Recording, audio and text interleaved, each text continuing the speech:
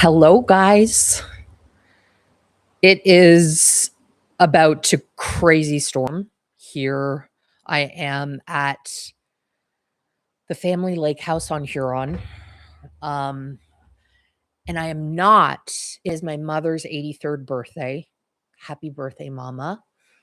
I won't sing, I'll spare everybody because it's not pretty.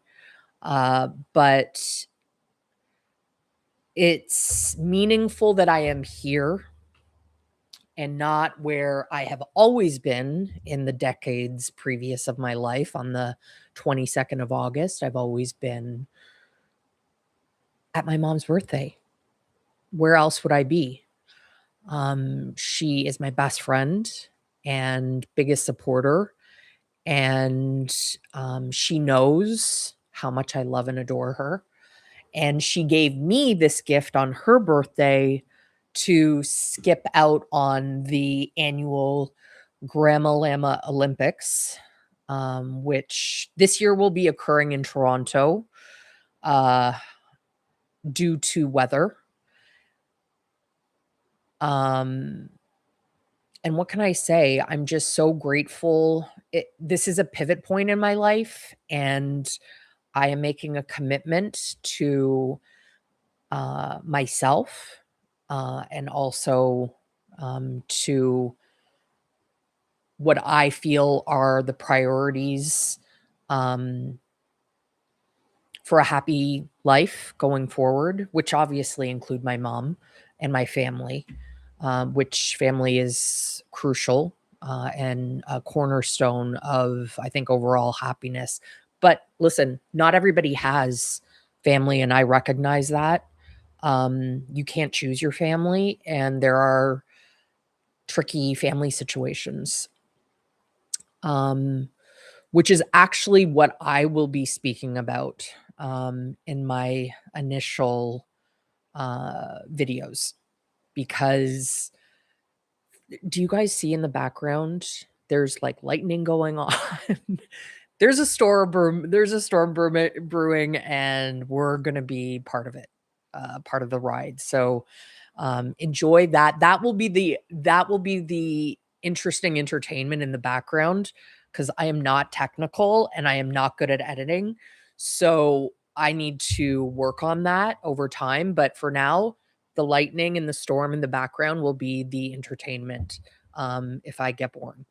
But I don't think you're going to be bored because I think what I want to be speaking about, at least today, is sort of a crisis that has been occurring in my family and my mother's life, which I am currently very attached to. She suffered a stroke on May 6th of this year.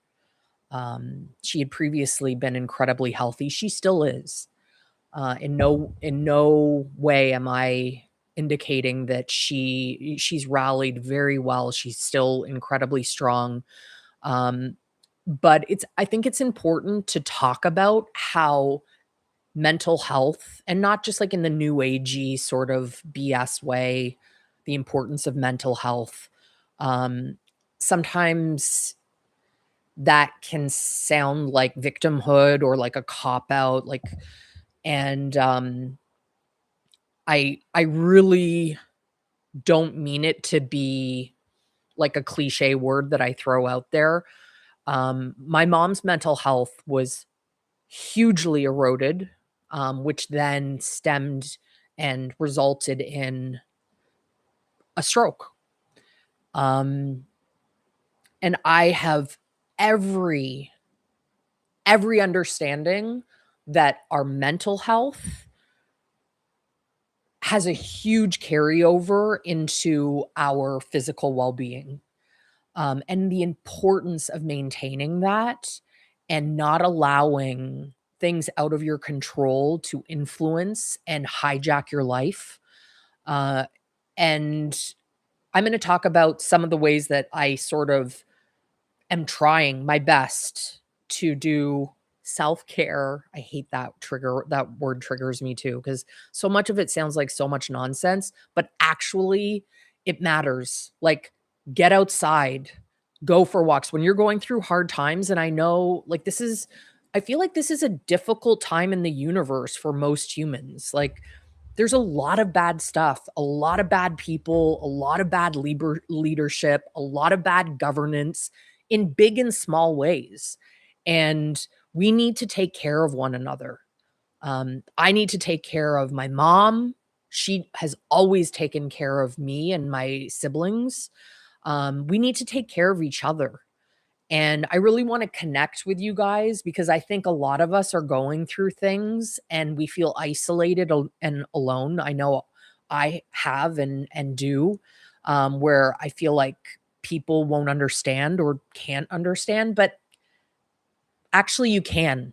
And there may be different, reasons why we're going through it right now, whether it's, familial issues, partnership, relationship issues, um, professional issues, school. I don't know how old you are, but like it's really young and old, middle age, elderly, teenagers, kids. Like we all go through tough times interacting with other humans who in today's world, I don't know whether it's because of uh technology and social media and you know content which feels unattainable in some ways as far as lifestyle and like dissatisfaction and comparing yourself to others. I'll be completely transparent. I'm old. I may look very youthful, but I am an auntie, okay? I'm a big time auntie and I sort of thankfully in many ways I grew up before social media was so prominent.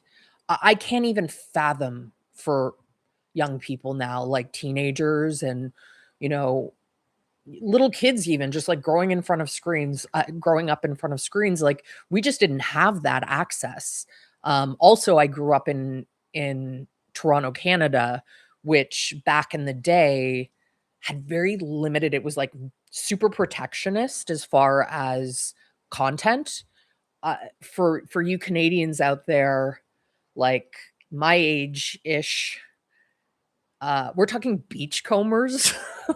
Like, my brother and I will laugh about it now even, like, that was what was on television, like, Little House on the Prairie, Beachcombers, like, just ridiculous programming, which was, like, so good and true and innocent, and, um, you know, we just didn't have the same social media presence and, like, people just can be I feel like narcissism is growing along with this social media surgence but it's part of life. So we have to take care of ourselves, try to stay off it. Um I literally don't I'm probably going to have to start doing it because I would like very much to start producing content. Um I feel a calling to do it and it doesn't make much sense because I've always sort of been shy and not interested in being in front of the camera at all. I'm not photogenic. I'm not comfortable. I am not somebody who needs to be center of attention at all. Um, but for whatever reason, I feel this calling to do it, to connect with other humans and to be vulnerable and to share with one another and to feel connected. That's one benefit of social media and media in general that we're able to just take our cameras, take our phone or laptop, and reach out to one another and globally. So that is my intention. Um, I am so rambling on. I'm so sorry. I will have 0 people on this live stream. This is a live stream, by the way. This is not long form content. which I will probably take this content and then edit it and add, some details, some documents that I'm going to be speaking about in this video, this initial video. So just to give you a little background, I come from an American family. I grew up in Canada, Toronto. Um, but I lived in Italy for many years. I worked in fashion, and then I worked in New York for 15 years plus. Um, my mom, during the pandemic, I was back in Canada, and and I've been I've had failed relationships, and just lost my way a little bit, as I think we can all honestly relate to.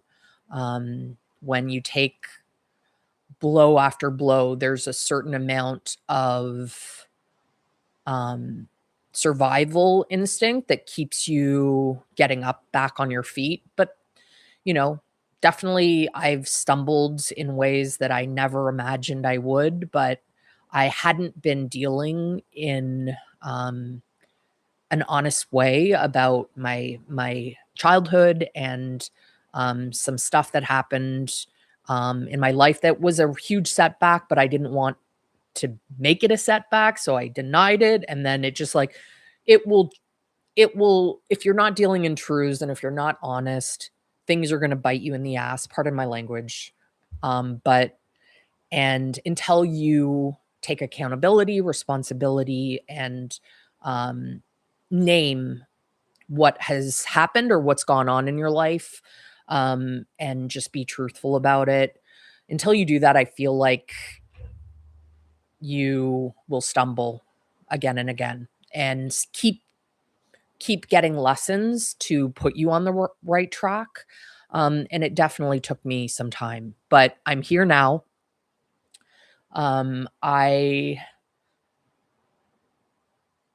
want to honor my mom on her 83rd birthday by creating this, which is probably not even going to be watched. But that doesn't matter. It's doing it, not procrastinating, not waiting to be perfect, really just putting it out there into the universe that this is what I want to be doing, is connecting with you all. I think I have a lot to uh, contribute, just in directness and honesty, which I think is lacking in a lot of my historic life and I see in the world.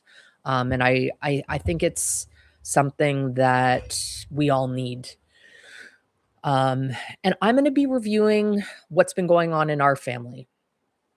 So my mom, who I will be attaching a video in this, I'll make another like video which will include some footage of her. I'm going to give you a little background. She's 83, but she is hugely mighty. You would never guess her age. She's remarkable. And she has been living in a condominium since her husband passed away. Actually, maybe even a little bit before. She's been in this condo. I'm going to just say what it is. I'm totally outing us here, but I have no viewership, so for now it doesn't really matter. But it's Lawrence Park Condominiums, a beautiful building, and it actually perches and overlooks the field where I went to high school, which is currently being completely torn up, and it was bought by a Scottish rugby corporation, something like that, some nonsense like that. The TDSB, which is the Toronto District School Board, they sold the property rights, I believe, to a private rugby league. And I think it was for a pretty low amount too. And this was a local high school that had a field and a track, which all the local schools would sort of enjoy and have track meets. And anyways, it's very sad and a sign of the times of the greed of certain people, uh, basically selling out the majority for the minority. And David versus Goliath, that is also a theme of this video. um, in any case, my mother has been living at this property for 21 years since it opened. She was one of the original owners, and I remember moving her in, and there was still cement in the hallways. That's how new it was. And they were still completing the renovation and or the build. So do you hear, I don't know if you can hear the rain. I think there's like a monsoon coming this way. It's going to be beautiful. This is Lake Huron. It feels like an ocean. In any case, so she has volunteered on the board of this condominium, provided service to her community. There's about 344 units of this sprawling building in Midtown Toronto. It's a beautiful neighborhood and very safe. Lots of trees. It's a lovely neighborhood, and I'm grateful that I grew up in that area of Toronto. In any case, this building has sort of been hijacked, which can happen in condos by weak management, a weak board, and a property manager who has proven to be dishonest at best, incompetent at best, if not purely, honestly, an evil person. I had thought this was a good person. This is somebody who actually helped me to get a job during a period when it was incredibly difficult for me to find employment. Probably, I don't know whether it's for a number of reasons, but I had the majority of my career in the United States, and there's been a lot of tension between the US and Canada with tariff wars and all the rest of it. And frankly, I don't know whether I went to the bottom of the pile because my experience has been American. That's how it kind of felt. Also, I'm, you know, white and educated and have had so many privileges of having grown up in Canada. I went to McGill University.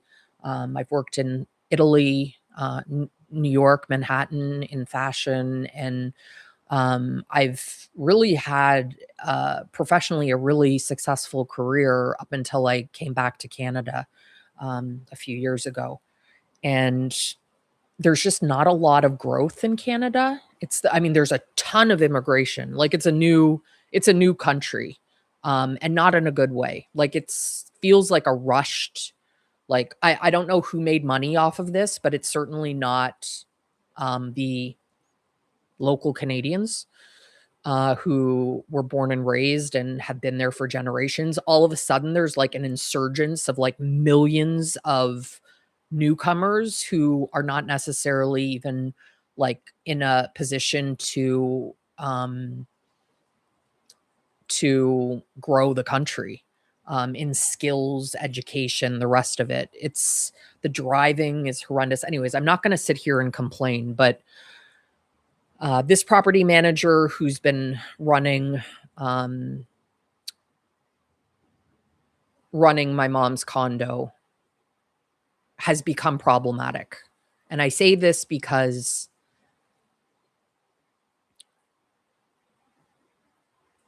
he and she worked together because she was on the board for 10 plus years. And she had, to give some background, she had volunteered. She has a background in design. She volunteered to upgrade and update the amenities during the COVID years. It was delayed in starting the projects because of COVID, and Canada was incredibly locked down. Toronto was locked down a lot. And so the budget that originally was done, and I'm going to make mistakes here, and so please note that everything that I'm saying is not necessarily factual to the date, but overall, it's good faith the way I'm explaining this. The budget had been done, I think, pre-COVID, so like 2019, I think 2019, and all of the amenities, which then would have been like, it was 15 years old. So they needed for the party room, the dining room, the billiard room, the corridors, the theater room, all of these amenities that the condominium shares needed to be updated. And as you guys probably know, there was massive inflation during those years. And there was a limitation on shipping containers during the pandemic. I don't know if you knew about that, but it skyrocketed prices and construction pricing, laborers, like everything had like a double-digit inflationary price tag. And my mom was on the board, and she, knowing this, knowing how expensive a designer would be to oversee the, design, and then oversee the construction and oversee the furnishings, it's a massive price tag. And she, like a champion that she is, devoted thousands, I will say 1,000 to 1,500 hours of her time doing designs, planning, doing surveys, creating a committee. She really wanted to ensure that the Lawrence Park condominium community was allowed a voice and input into how these, mutually owned rooms were being used. And she wanted to ensure that the majority of people would be happy with the work that was done. And it was an incredible gift that I think a lot of people just didn't appreciate, and frankly probably don't even understand. Everybody, and I don't even blame them. We're all so busy. Everybody's trying to make a living. Everybody's trying to put food on the table, provide for their children and families, and it's a very stressful time. So in no way am I casting aspersions or judging people, but people are busy in their own lives. But my mother really did do a contribution, an important one for the community. And I want to explain what then happened, because there was one amenity space that my mom did not complete. My mom is incredible. She planned these rooms. She did, on the ground floor, she did the party room it has an indoor outdoor space. She did the party room.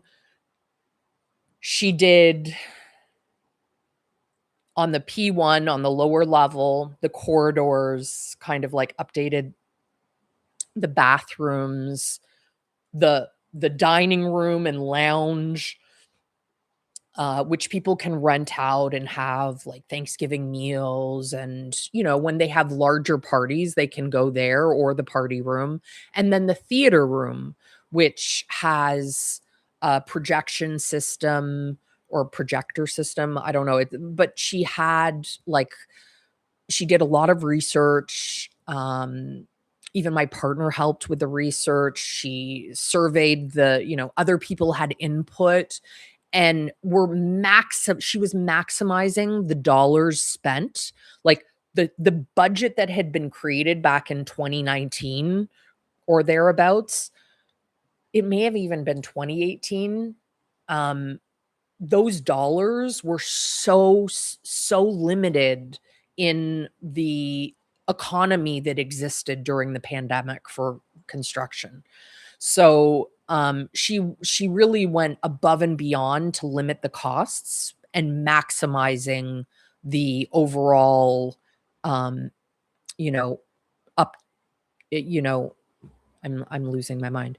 The overall outcome of the spaces, and she did a phenomenal job.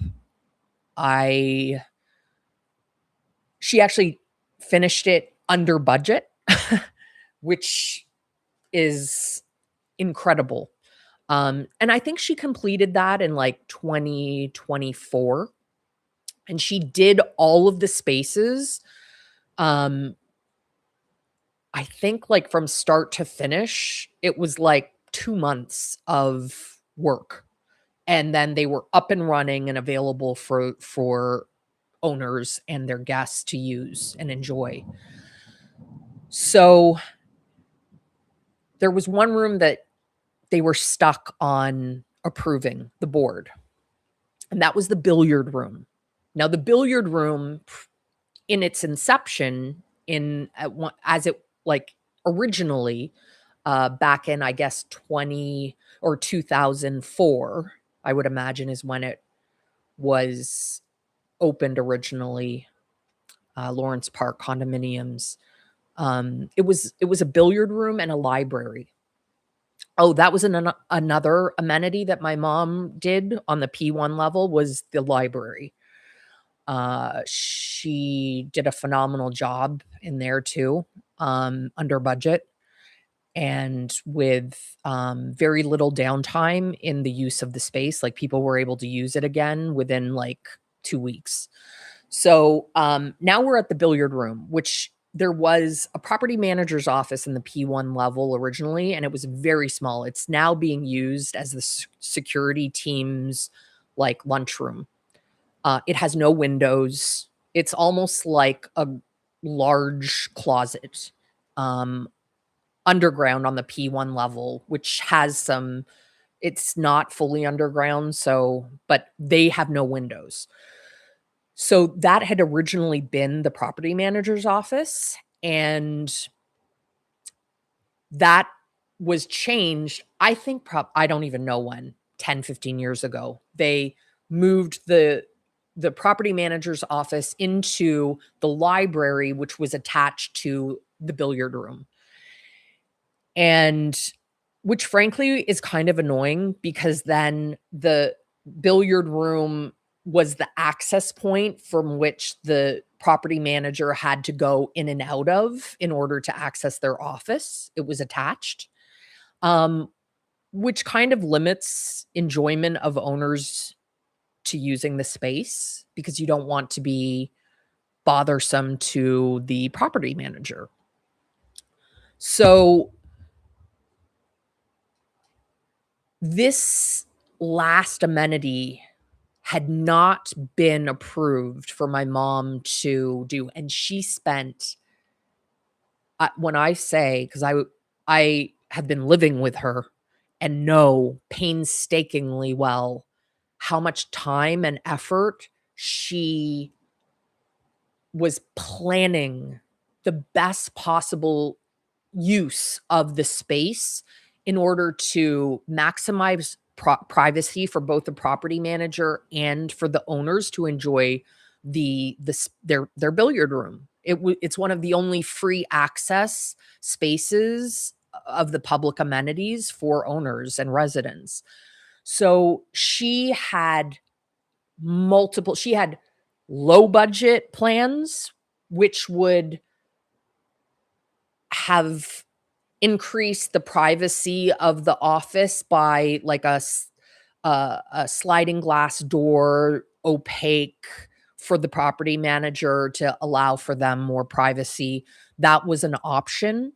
But she had for more of a construction level structural change option. She had made a plan for the property manager's office to be accessed through the corridor. There were closets and I believe a handicapped bathroom or 2 bathrooms that could have been used to create a private access point to the management office, which that would then allow for the billiard room space to be entirely available to residents 24/7 or, daily, without the interference of a property manager going in and out. Um, and likely for the property manager, there would have been more privacy as well for them. So a win-win for both. Now, that was not approved, and some of the board members, one is currently the president of the board, he had on one of before my mom resigned from the board because she was so frustrated with their indecision about this billiard room after, like, a year and a half, and they weren't wanting to survey the 344 units, and they were just kind of delaying, and she was so frustrated because I mean, she's 83. She's very strong and healthy, but I think she wanted to get this done. She had invested, as I mentioned, thousands of hours into this, and it's frustrating when you're not able to execute. I think she was just getting very frustrated. So, but one of it's interesting, the current president's suggestion at one of the board meetings, and this can probably be, let's say, allegedly, just so, because these are very litigious people. So I'll say allegedly, the current president, uh, under my mom's, when she was still on the board, he was not the president at the time, by the way, but he was just a board member, and he had suggested that perhaps just give the entire billiard room to the property manager. And my mom was like, I think all the other board members, I don't think there was a huge stir, but when she relayed this to me, I was appalled because these people, maybe they're older. They don't understand perhaps that people are working remotely today in 2026 or 2025 at the time that it occurred. And this building desperately needs more space for those who are working from home. It's nice for us to have a place to go for a Zoom call, for a meeting, um, somewhere where you can interact. Currently, there's only the library where you can go, which is really a place to be quiet. It shouldn't be used in the way that is needed in today's world. Um, and I often work from the library and I see how much it's used. The space is used by students who are getting together, working on projects. It's used by tutors with students. It's used by business people who are working remotely, who both spouses are working from home and they need another place to concentrate and work. So the library is heavily used. Of course, the people on the board, if they're not interested in surveying the community, they don't know that. Like, if you yourself are not going to these amenities, you don't know what's used or not used. So him suggesting that billiard room, which is a beautiful space, and I will post it on a long form video. Um, I'll show the before and after. Uh, I would I would guess it's about, the space is like 800 square feet or something, 1,000 maybe.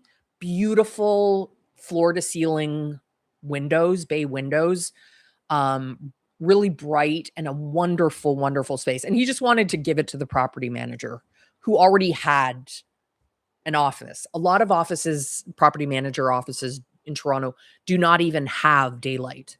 They're in basements or internal halls, like internal segments, because property, the cost is so great, the value, that it's absurd, to like, that's an investment. Like, owners have invested in these public amenities. They should certainly not be given away to people that work there. And by the way, this property manager comes and goes. Like, he doesn't even do 9 to 5 hours. Like, often, because the traffic is so bad, I would imagine. Allegedly, he comes and goes as he pleases. He's often there. I've seen him at 8 o'clock at night on Fridays, but he won't come in until 1 p.m. or, after 11, or who knows. I'm not his keeper, but I know that he doesn't carry regular business hours. So allegedly, because again, these are very litigious people, as you'll find out as my story progresses. So that's the story for the billiard room. My mom's frustration after, a few years working on the amenities, that one room, which she had invested a lot of time in, she ended up leaving the board because of it. And that was a mistake. She should have stayed on the board. But you make the best decision you can in the moment you're making it. So I don't want to make this too confusing. I'm going to go to, let's bring it to January, I believe 27th of this year, 2026. That is the AGM, the annual general meeting of the Lawrence Park Condominiums Corporation. And it's hosted across the street at a private school cafeteria called Havergal. And that was the stage where a number of crimes were committed. I'll be honest. And at the time, I knew something was really awry, but since my mom had already resigned from the board, I really didn't want her to rejoin the board. But she did run, and it was she and another person who were running. But then at the 11th hour, I think the board members didn't want her back on the board, and they had ensured that there were 3 other people on the ballot to get 2 board seats. And I will be posting my mom's speech along with the board's reaction on another video. I'll edit it. But they did this very confusing voting system where they had 2 separate votes for the 2 different people. And it was like, because only owners, I still to this day, and I'm not a stupid person, I still don't understand. Never previously at any AGM has it been, the voting been carried out that way. It took up the majority of the AGM meeting, which was nonsense in itself. But I'm fairly convinced that it was done to prevent my mom from rejoining the board. No doubt my mom can be difficult, but she is good to the core, and she believes in community and transparency and communication and doing, like, she considers being on the board an act of service for her community. And she carries herself in such a way, like, ethically. She's not interested. It wasn't an ego thing for her. It was truly, because some people, like people that joined this year, like, they do nothing for us in the community. Literally, they're weak. They're just, I don't even think they're in the country most of the time. Allegedly, they want it on their resume, I think, that they're on the board, but they're not actually providing service. And in fact, in my mother's case, they've actually done evil. Let me be clear, true evil. And I communicated this to the president of the board before my mother, a week before my mother had her stroke. And I let him know that her health was in decline. She hadn't been sleeping, and that it was because of the lawfare that he and the board and the property manager had initiated against her as a result of her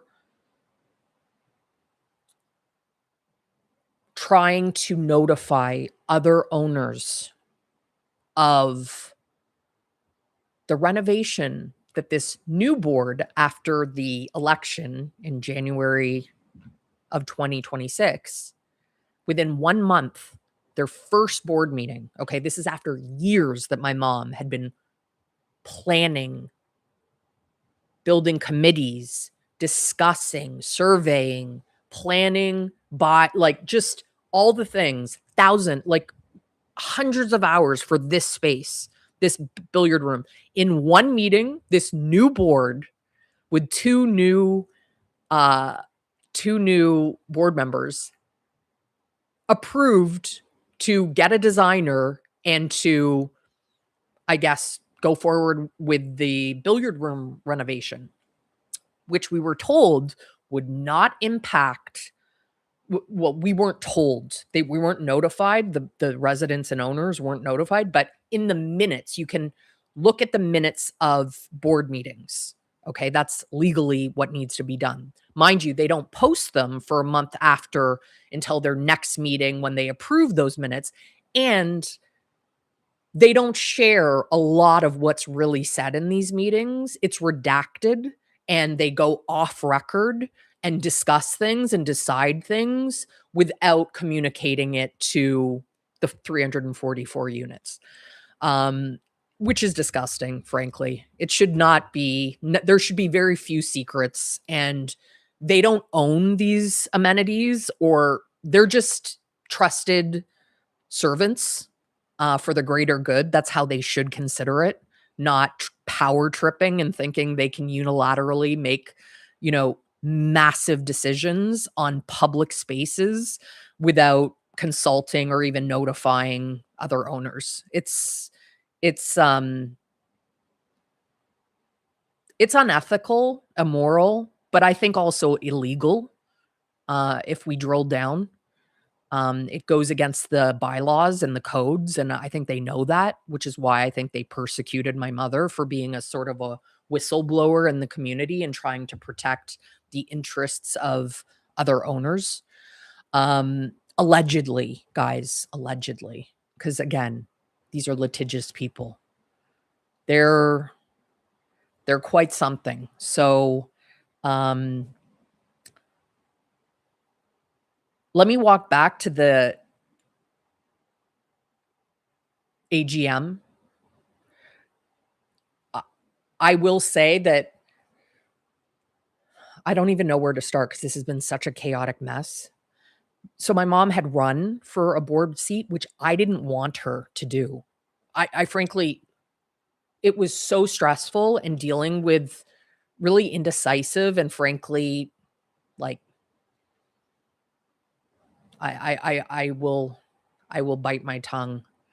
Let's just say indecisive people. Not the brightest bulbs in the batch, okay? And weak and, very Canadian, like performatively nice and polite, but actually terrible scumbags. And you know who you are. One of them is a mediation lawyer, actually. I won't say her name because, again, these are litigious people, but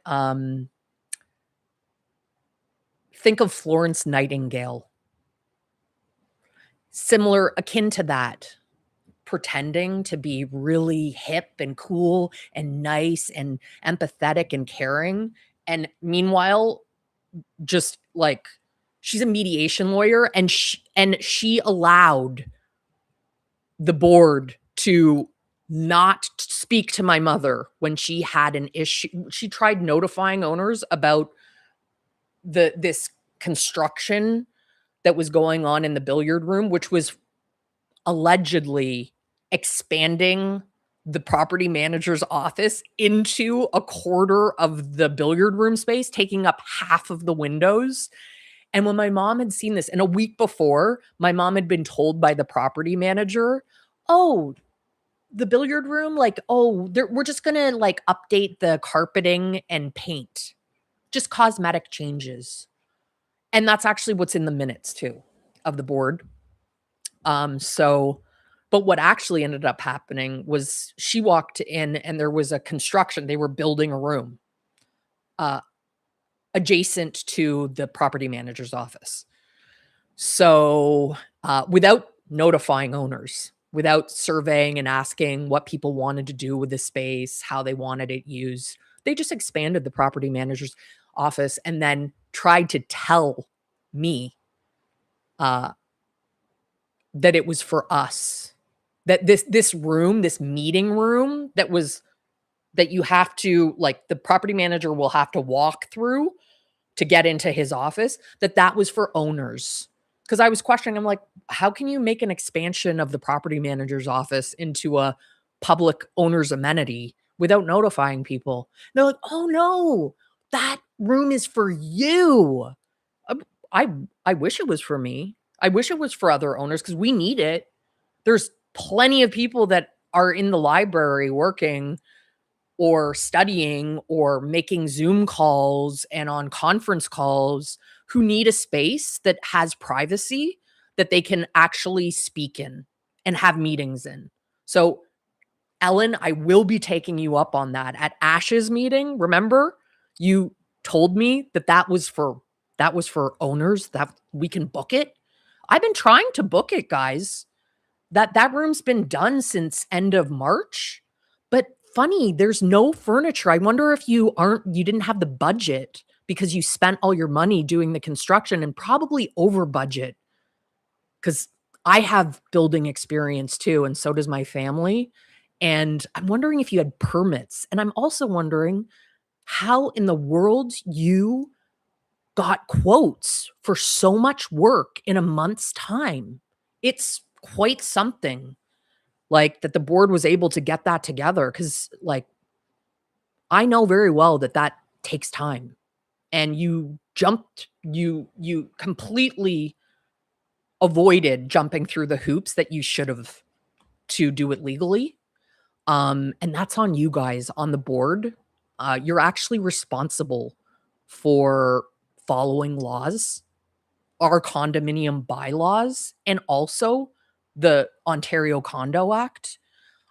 So we really are interested in getting that notification to all owners and residents about when, like, about the billiard room and the meeting room, and we're really interested in knowing when we can use that because it's almost 6 months that we have had no access to it.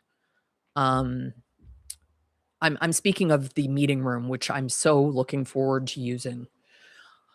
I'm sorry that I sound bitter, but the amount of chaos this board and this property manager has caused our family, in my brother, sister, and I have took on power of attorney for the property, after my mother's stroke on May 6th, which was caused by the legal, persecution of my mother for having tried to stop or at least notify owners of what was going on in the building. Um, she did. I'll be transparent. She did let the property manager know that she would like to see him terminated for the dishonesty, and she did call the board assholes, um, in a moment of passion and reaction to the lack of consideration for the owners of the condominium, and they've proved that they are. These 6 months, they proved it. So, you, you and they called it harassment. But guys, listen, Mac and board, it's not harassment to speak the truth. It's just not. I'm sorry. And you've been dangling a civil lawsuit against my mother for months now. And I don't believe it's been filed yet, but bring it. File that. It'll just be more misappropriation of funds, including my mother's funds, since she's been an owner for 21 years. Basically, she's been suing herself and creating, like, helping to pay for legal letters against herself for trying to notify her community that she loves and has devoted herself to, and trying to improve. Um, and at your discretion, you guys persecuted her with lawfare to silence her because of your dirty deeds. You took no accountability for what you did wrong and instead played the victims. It's the classic narcissistic Darvo technique. Darvo, deny. So they deny any wrongdoing, right? A, attack. They did. When my mom tried notifying, she tried posting in the elevators on steel, pasting or putting tape to notify owners of this crazy construction taking over their public space, expanding the management office. Are reverse victim and offender. Darvo. That is exactly what these narcissists did. Allegedly narcissists. These are truly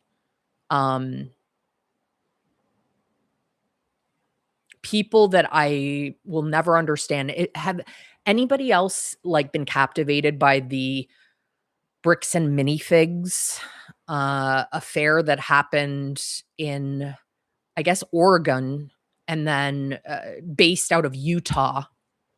I think Orem, Utah. A lot of crazy things in Utah, including the Charlie Kirk assassination. A lot of corruption, it feels like, in their law, their police system and legal system. I think it's something else, but that was a case that kind of fascinated me because it was another David and Goliath type scenario, and Reckless Ben covered it. God bless him. And that's kind of why I'm doing this. My content is going to be about this Lawrence Park condominiums situation. And I'm expecting they're going to be suing me too. But I feel like, how can you sue people for the truth? It's not defamation. It is actually not harassment if you're speaking the honest truth. I mean, if you're an asshole, you're an asshole. Like, whether you want to admit it or not, your behavior has been that of an asshole. Philip, Ellen, Karen. The newer board members, I won't name them because frankly, I think they don't know what they're doing. But there's no excuse for any of them, and it's all appalling. And if you're weak and you can't raise your hand when people are doing wrong by another human, you're responsible. You're adults. You should be held accountable. You've done really dirty deeds in the community and created an atmosphere of, like, a mini surveillance state, frankly. Like, my mom gets spied on by her own security guards. They called a property manager on her. The property manager thinks that he runs the place, like he's like a mini dictator. He's a terrible human. He lacks integrity. He lies. He's actually a liar, and allegedly has shady dealings with, service providers. Like, if I was on the board, I'd be checking what kickbacks he's getting. And Allegedly, guys. Again, allegedly. But due diligence should be done on these humans. And I'm tired of being silent and letting people with a balance sheet that is greater than mine, perhaps, or my mother's, and frankly, time. My mom's 83. How much time should we be investing in fighting legal cases and nonsense when all she was trying to do was protect her community? The board of directors should be protecting the community. And instead they have been persecuting a woman who has done nothing but try to be transparent and communicative with her community, which she loves. And she is offered more contribution than any of them put together. And that is fact. So this is a bricks and minifigs situation, and I'm going to be reporting on it because I need to. I have such pent up rage against these people. They think they can get away with this. There was a party that the community held on, I think it was August 4th or 5th. And my mom didn't know that. So they've been taunting her with a small claims court case because you got to get this. Okay, they were so when she posted the notification to her fellow owners, um, she they were taken down immediately by all of the minion security guards that basically, do whatever the property manager says.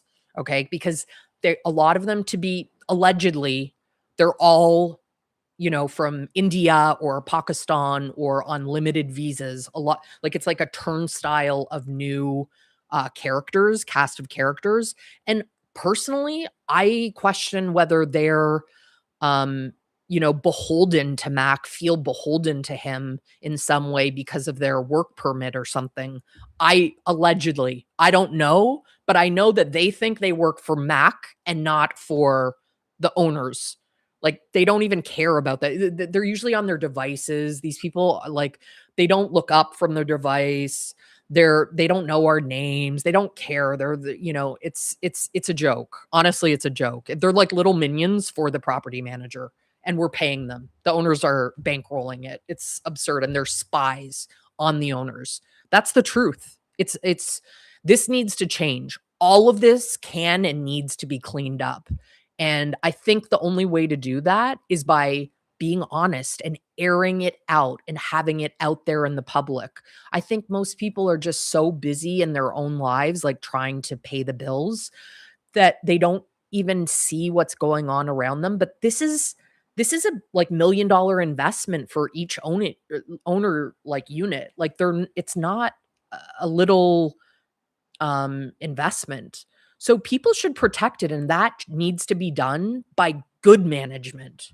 Actually, like let's have a property manager who actually cares about the building, or even if they don't care about the building, is good at their job and ethical and honest, doesn't lie to owners.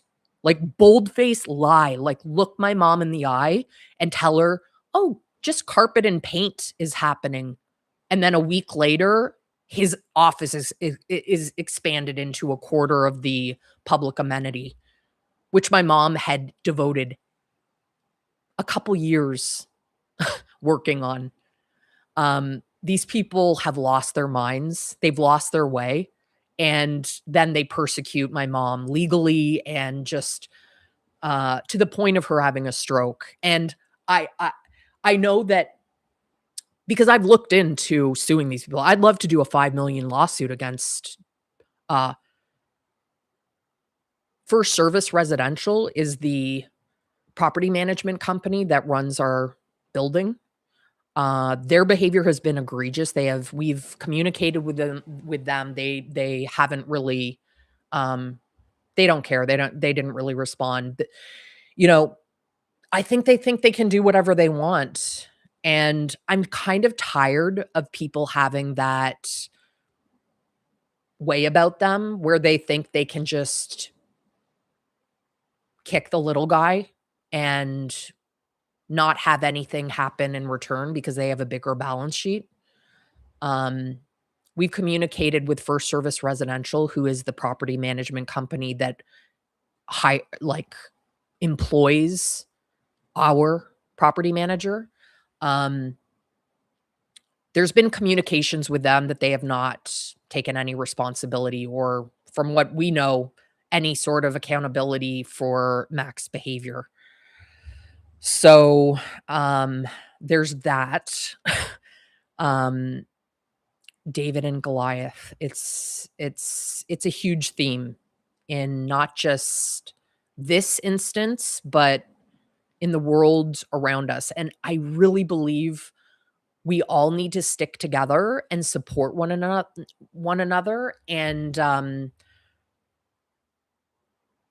not let this continue the way that it has, especially in the last few years. There's so much corruption, and I feel like people just think they can do whatever they want, um, and be unethical, like massive corruption, and then they threaten lawsuits against you to silence you. Like, that's the play, right? Because they have more money, they have a balance sheet. Like, of course, if it was the individual board members, if they were having to pay the lawyers, I doubt that they would be doing that for a $2,600 invoice, which is what my mom has been charged in legal letters. She's had, I believe, 3, because anytime, like, my mom tried to maybe take a picture, she tried to take a picture of the new room, boom, she'd get another legal letter. And then, like, there's a whole timeline and chronology that I can, outline and I'll post in a future video. But they're trying to silence her, and it's been somewhat effective because who wants to deal with this nonsense? But on principle, she's so strong, and she doesn't want this for the rest of the community. The board tried to pass, and the property manager sent out a new harassment rules,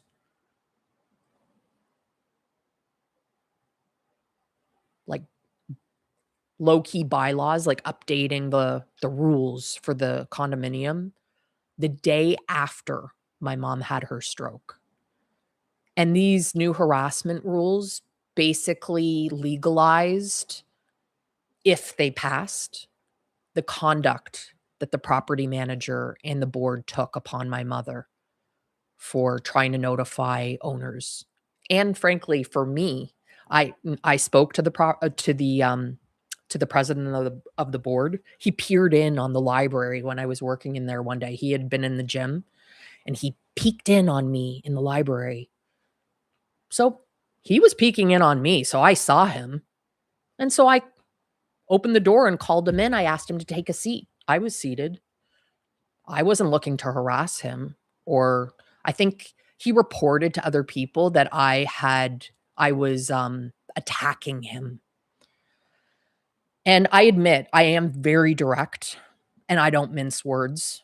And I can't hide my emotions. I cry easily. If I'm upset, you can hear it, you can see it on my face.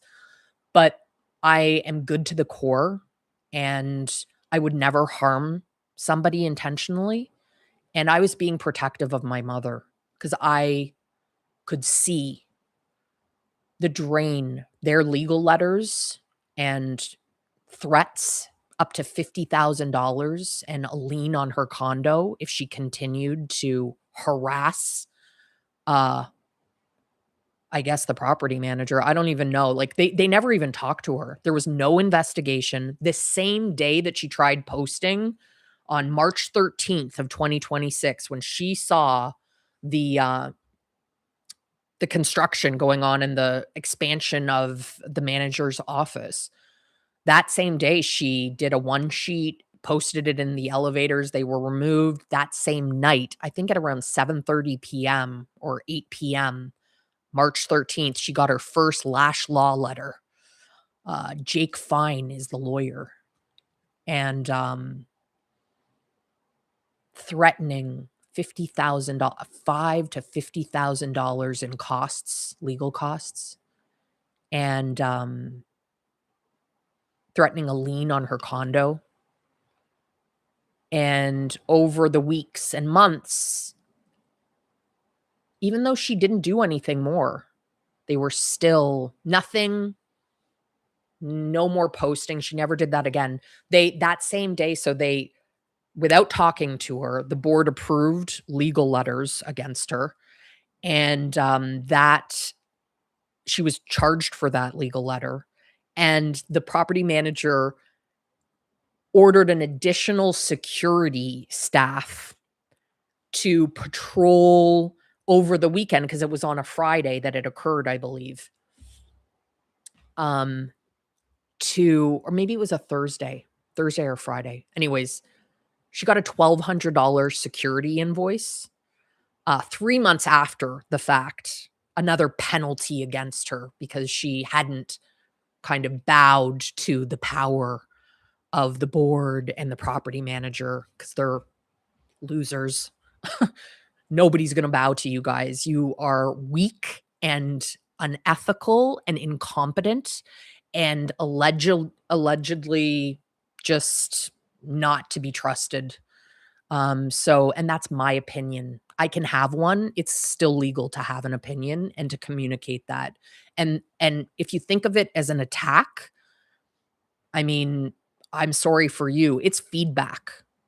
But these harassment rules were sent out, these new proposed harassment rules.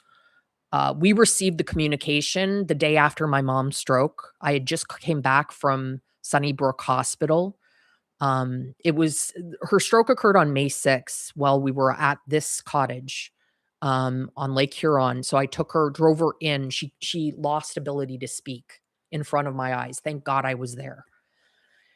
And she had been reading the minutes for the previous board meeting. She had been so disturbed, and our life had been hijacked by the persecution she was feeling and experiencing from the property manager, the board of directors, who were enabling the corporation's legal team to be kind of persecuting her. And this was incredibly painful for my mom, as she was losing sleep. She wasn't able to concentrate. I could see her health was really being diminished, and her overall well-being was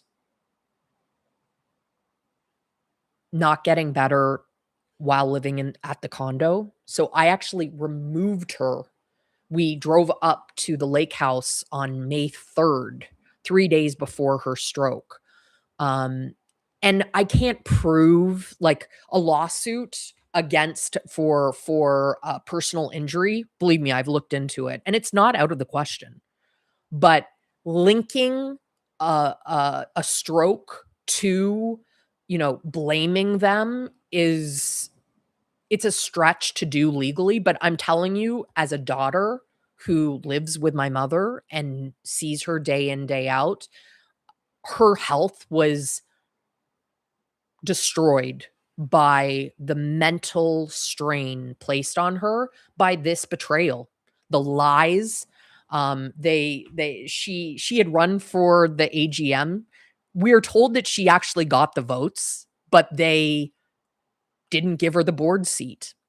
That's something I'm looking into too. So good luck with that, guys, because I'll be asking questions in the future, board members, because we have people in the community who know what the votes were and told us that my mom actually had the most votes to be on the board, but that they were disregarded. So that's problematic. That's corruption at its best. And truth be told, I didn't even want her to be on the board anymore because it's so exhausting for her. So I was kind of relieved that she didn't get on the board. But I know now that she was probably meant to be on the board and she would have prevented this from happening. Like, there's no way she would have allowed that office expansion into the public amenities. So, and then she wouldn't have been persecuted like this. So it all ties in together, and I will be going in future videos step by step into the chaos which ensued after March 13th. And it's now August 22nd, her 83rd birthday. She's in Toronto celebrating with her grandsons and my siblings. I am here because I need to start working on this. It's very important to me. It's very important to my mom. We want a voice in this world. We want other people to have a voice in the world and to not feel isolated or alone. And when bad things happen and when bad people cause bad things to happen to good people, there needs to be accountability.